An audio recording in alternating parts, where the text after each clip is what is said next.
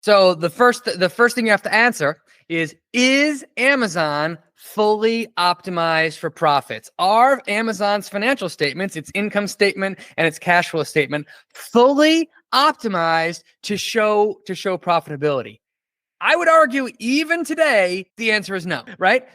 They're much closer today than they were 5 years ago, and certainly way closer than they were 10 years ago. But Amazon, to my mind, is not fully optimized for profitability. So I would argue that even today, Amazon's true earnings power is not truly reflected in its financial statements. But even with that caveat out there, I see that Amazon is earning a return on equity of 18.7%, return on capital employed of 10.6%, and a return on invested capital of 8.3%. Now, I think that Amazon, if it truly does start to really focus on profitability, that all of those numbers are understated and they should rise over time as the company continues to optimize the business for profitability. But this is the type of analysis, if you used it at any time over the last 20 years, would have given you the wrong answer with Amazon, simply because it hasn't been optimized for profits really at any point in its operating history. So this type of analysis, while very useful, does not apply to companies that are not optimized for profits. I like this example.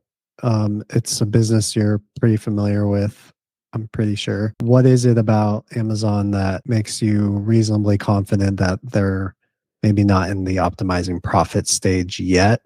Is it something glaringly obvious? Is it depend on the business? Is it specific to Amazon? Like, what goes in your mindset there? Well, Amazon is a bit of unique case study in many ways. I mean, Bezos himself basically said that our goal is to minimize our reported net income and really focus on our cash flow. In fact, he said I think his 1997 letter to shareholders said, we're going to optimize for, was it free cash flow per share or operating cash flow per share? That's the thing that he set up the business for. So in an effort to minimize his tax bill this entire time and reinvest as much as possible, he has purposely understated the company's true earnings power.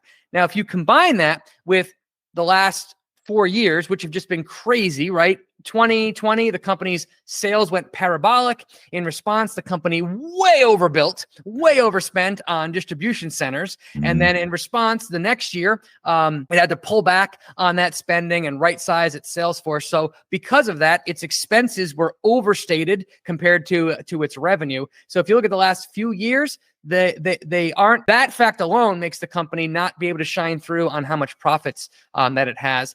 And then in addition to that, you have to add this other wrinkle, which is Amazon made an equity investment in Rivian. And that now makes the company's net income a useless number, completely useless, because now the company's net income reflects what Rivian stock just did, which has nothing to do with Amazon, the business. So Amazon would be a great example of why you can't look at return on equity at all, right? Because the company's net income is in the numerator. So I think that my hunch is that if you fast forward maybe 2 or 3 more years, the business will start to be optimized, truly optimized for profitability, and then these return on capital metrics will start to shine through. And for Amazon, I would ignore return on equity altogether, and I would just look at return on invested capital and return on capital employed. So we're getting close, but we're still not there. So what are your thoughts on this potentially slippery slope of making adjustments when you're looking at different companies? Because that,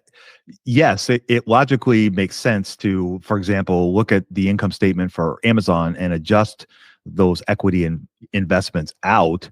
But then if you do that on one company, why don't you do it on this company and this company and this company? So what are your thoughts on that kind of concept? Well, to me, every investment that you're going to make is always a one-off, right? There's always something unique about that particular business that attracts you. So it's more important to me that you understand the nuances here when looking at any of these numbers. You can't just simply set up a screen saying, show me the highest return on invested capital companies. There's the companies I want to invest in. That doesn't work. I wish it worked. That doesn't work. By the way, if that did work, there'd be no advantage to us as investors, because if it was just a matter of screening and buying based on a simple screen, computers would be the best investors in the world. So there's always extra caveats that go into interpreting anything about a business. Investing isn't just the numbers; it's a marriage of the numbers and the art of interpreting the numbers. So the AI is not going to come and take all the stock picking opportunities away from us. It's getting closer, but I would say not yet. Is there anything else that we maybe have not touched on today that would be important in relation to return on capital metrics and earnings and costs of capital? I think we touched on the main things. Again, the thing that I personally struggled with for years was just understanding why this was even important in the first place. If a company is optimized for profits and it is not earning return on capital that exceeds its cost of capital, and I'll just throw out there again the number of 10%, then if that company grows, it's literally destroying value faster than if it's not. So not all growth is good.